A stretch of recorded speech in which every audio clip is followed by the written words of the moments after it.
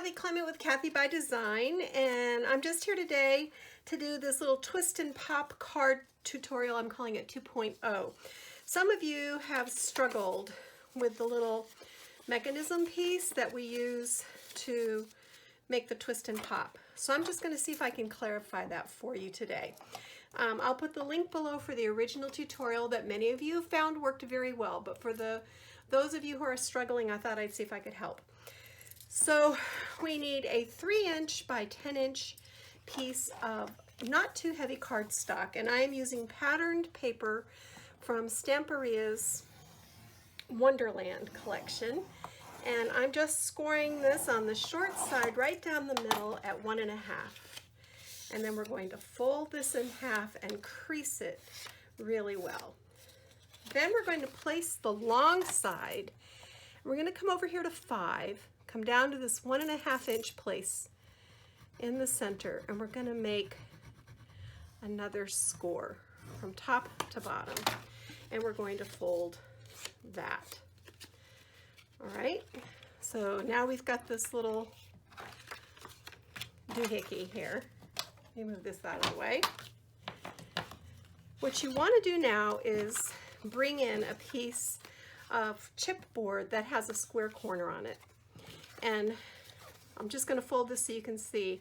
I'm going below that 1.5" score line and just to the left of the 5. You want this perfectly straight.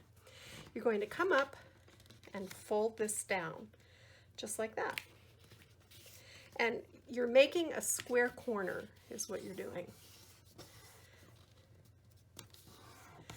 So burnish that.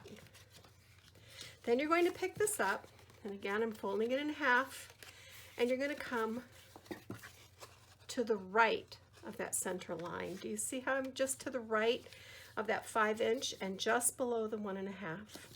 And you're going to repeat this process on this side. And you're just using that tip basically to force that paper to fold along this axis that we created when we scored horizontally and vertically. Now, burnish everything really well and make sure everything is straight. The creases are crucial in this. So you've got this little mountain fold, and you've got these little,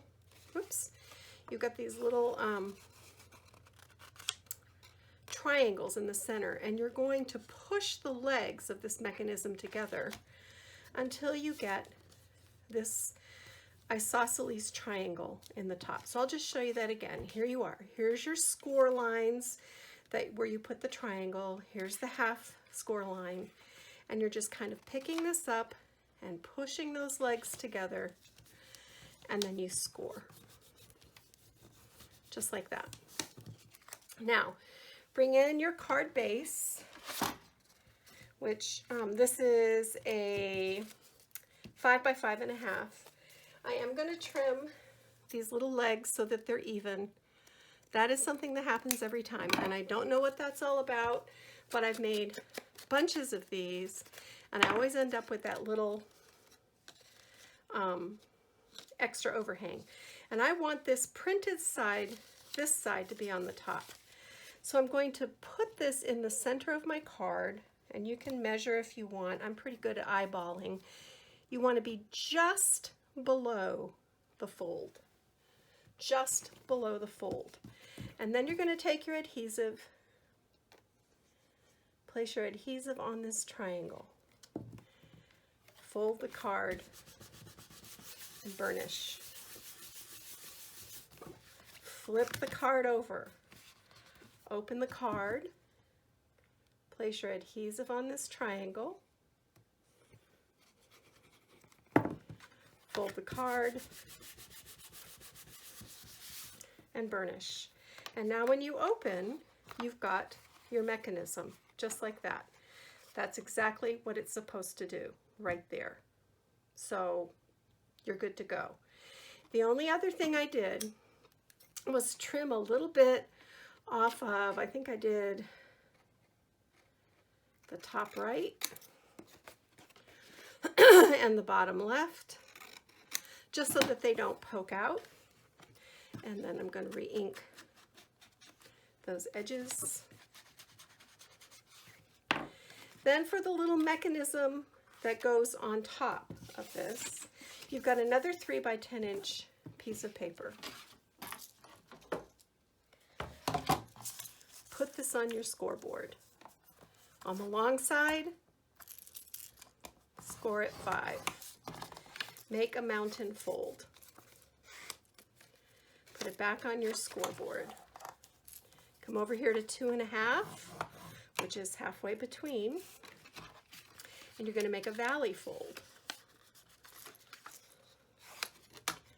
And then you put it back on your scoreboard, come over here to 7.5, which is 2.5 inches the other direction, and make another valley fold. So you've got valley, mountain, valley.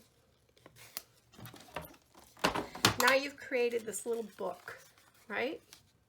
Just like this. You're going to adhere about half.